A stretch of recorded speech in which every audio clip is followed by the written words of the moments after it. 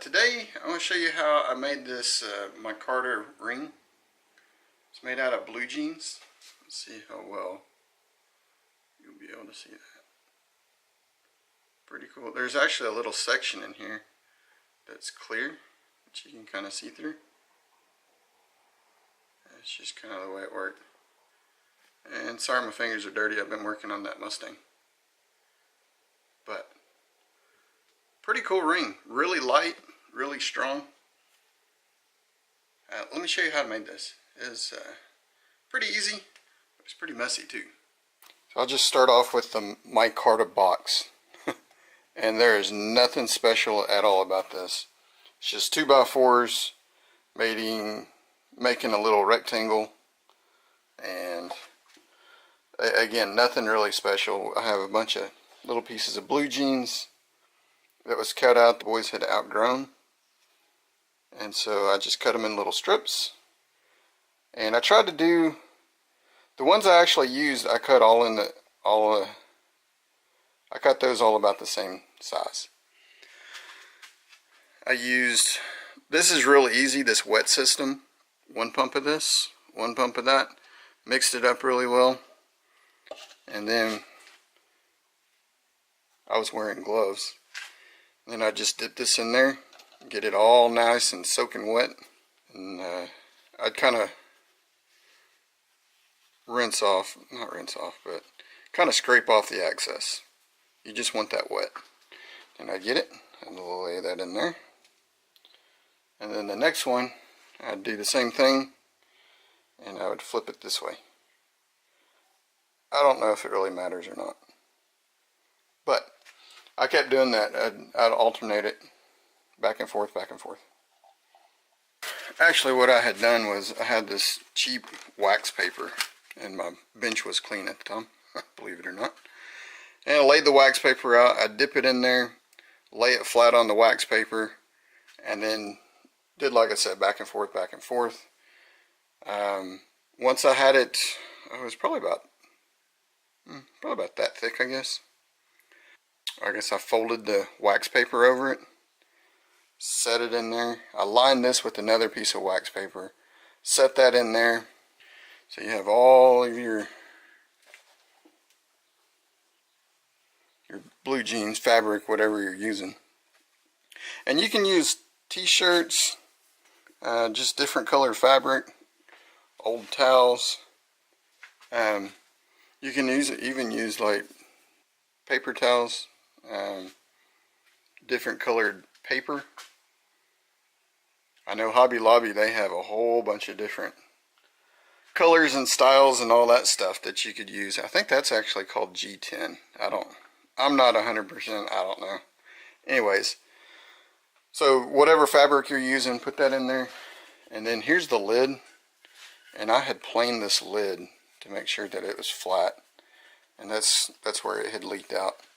But stuck that on there, pressed it down real hard, and then I just used some of these bar clamps, and then just tightened it up. The next day it was all nice and hard, so I cut it out. And this is the handle that I made. I don't know how well you can see that.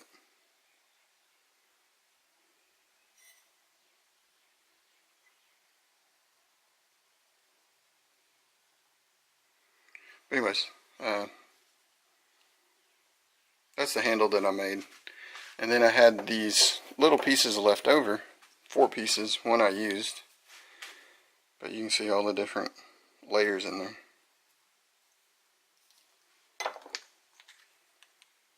So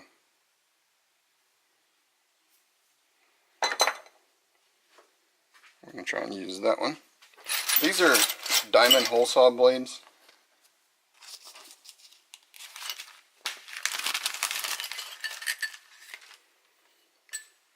This one that did the outside. This is the one I did the inside with. So you'll cut the inside layer, and then you'll come and cut the outside layer of that. The thing is with with mine is that I was having some issues getting it back out, getting that plug back out of there. So I'm going to try it a different way. I'm going to try to use this. It's supposed to be able to cut metal and wood. And we're going to just try to do that real quick. So let me get you set up. Now in a perfect world, you'd have this clamp down, you'd have a bigger piece to make it easier. I don't. So this is how we're going to do it. This is just scrap pieces.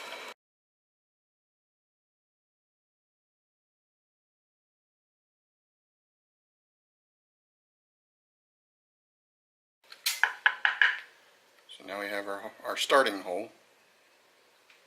That's what I'm talking about, where it gets stuck in there. This one's going to be a lot easier to take out because I can take this apart, which I'll do that later, but for Tom, we'll put in the next one.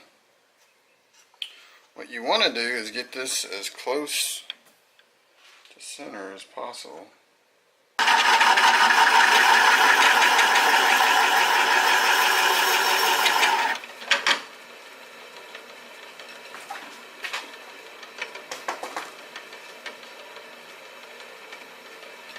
Look, you kind of want it as close to center as you can. That looks a little thin there.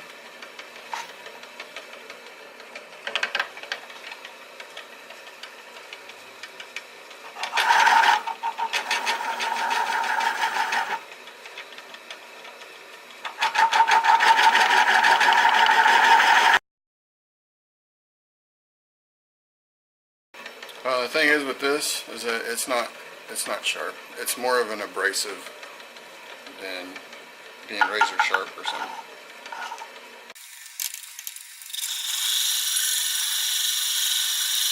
And you don't want it to get too hot. Otherwise your epoxy could fail on you.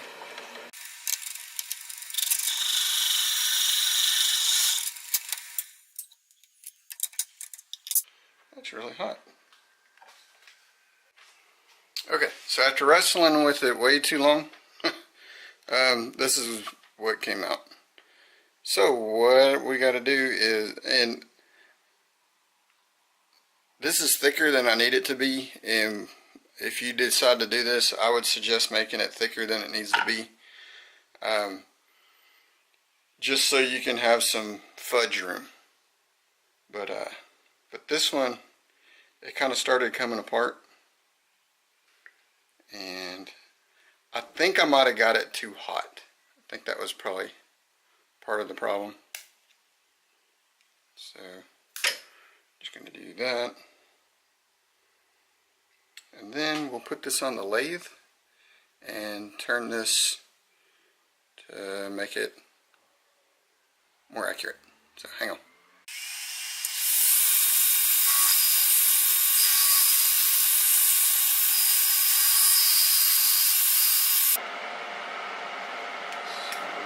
Find our low spot, which looks like about right here.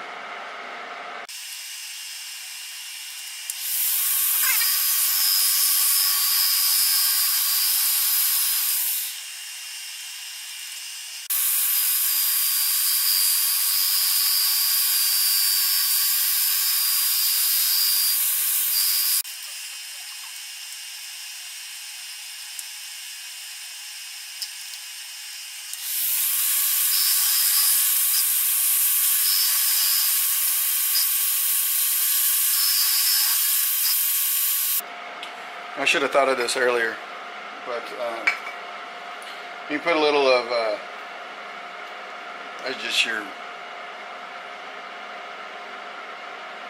your regular super glue. That'll keep it from tearing apart temporarily.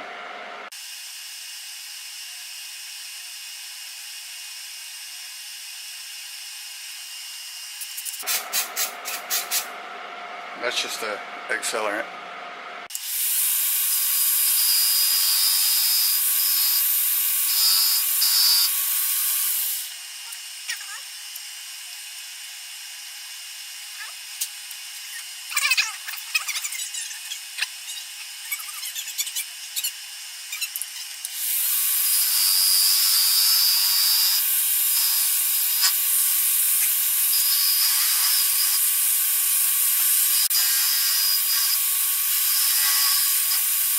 have that pretty flat.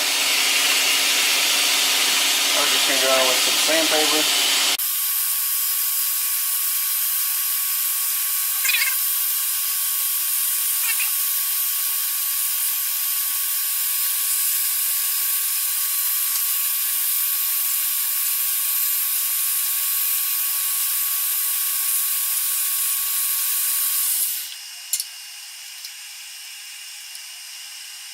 Alright, so and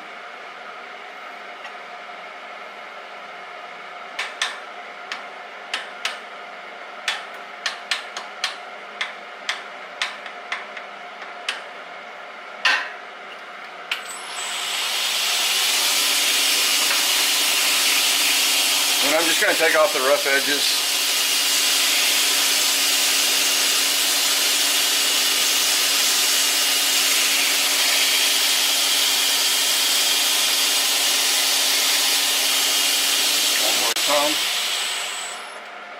That's all nice and smooth. So now we're just going to put some super glue on the outside. And this will do two things. It will help bind the layers together again, and it'll give a protective coating that will make it waterproof.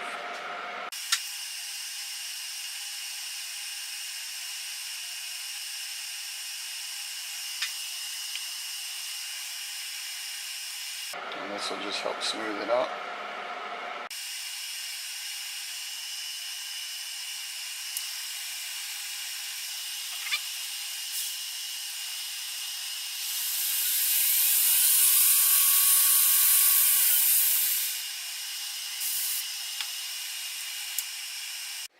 Okay, so I really need to figure out why my camera is just shutting off in the middle of filming and not even telling me. So I don't know how much you saw, but basically I just put it on the lathe and shrunk it down to where I wanted it. I put some super glue on it to keep the fibers from coming apart, and then whenever I was all done, I put super glue on the outside. We'll see if this will pick up any. This one turned out pretty neat. Maybe against my black shirt, I don't know.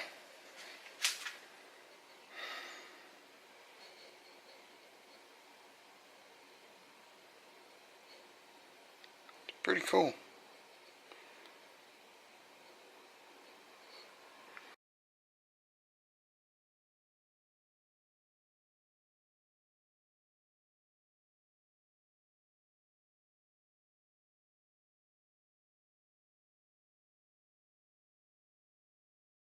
And then once I was done, I put super glue on the outside, let that cure, super glue on the sides and the inside, and then kind of smooth that out. That super glue helps make it waterproof. I don't know if I go washing dishes or swimming with it or whatever, but you know, it is what it is. So there you go. Cool little ring.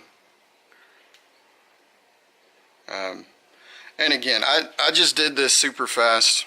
All in all, it probably took me about 45 minutes to an hour, and that's with filming and all that stuff.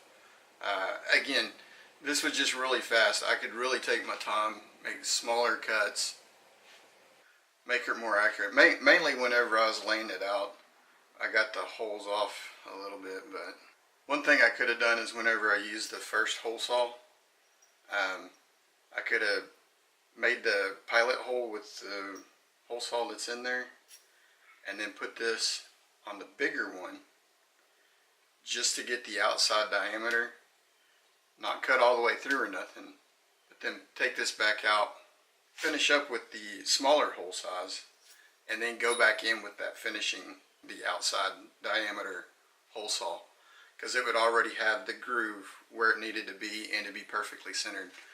That would have saved me a lot of time. Anyways, yeah, these are really super light. They don't weigh hardly anything. Just pick up a pair of blue jeans with this much material in it, and that's about how much it weighs. You could also, instead of using super glue on the outside, which on this one, I actually used a little bit more epoxy. That's probably the better way to do that. It's going to be more, and whenever I did that, I think I just dunked it all in there. Maybe I painted it on. I don't remember. It was a few weeks ago. And these little hole saws are pretty cheap. They're the diamond crusted hole saws. I'll put a link in the description to the Amazon. If you do wind up buying these, it does give a little bit back to the channel, so we can continue making some of these interesting, different videos. Thanks for watching. Y'all comment right.